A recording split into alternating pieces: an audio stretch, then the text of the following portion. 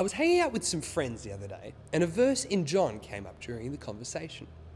In chapter 4, Jesus is talking to a Samaritan woman at a well, and he says, "A time is coming and has now come when the true worshippers will worship the Father in spirit and in truth, for they're the kind of worshippers that the Father seeks."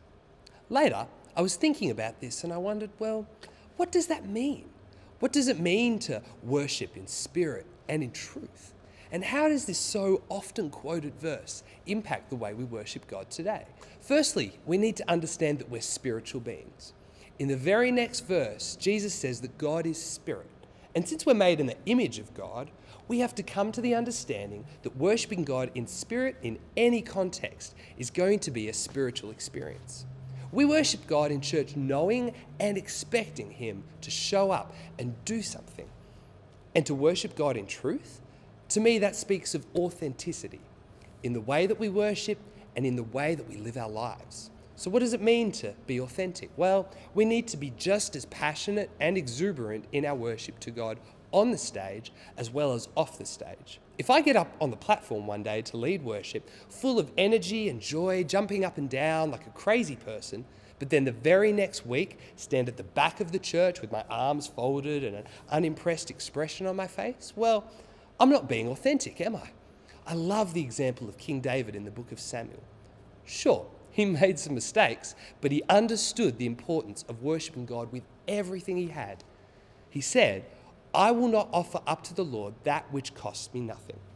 If we're not as extravagant in our worship to God off the stage as we are on the stage, then our expressions from the platform are just performances aimed to please people. Each one of us are worship leaders every single week, regardless of if we're on the stage or not. Let's make sure people in church around us are inspired and encouraged to connect with God no matter what. As well as this, we need to make sure we're authentic in worshiping God everywhere, with everything that we do. Working in the office or cooking dinner at home for our families. Every single act we do is for the glory of God. Let's be an example to others so that if people begin to examine our lives outside of the church, they see lives that glorify Christ. But in all honesty, it's all about the decisions you make in secret, the ones that no one will ever see except God. They're the ones that shape who you are. Finally, we need to be sure that we're worshiping God through our music at home in personal lives. We can not lead congregations to places in God we've never been before ourselves. If the only time you feel the presence of God is during services or ministry, then you haven't discovered a true Christ-like life.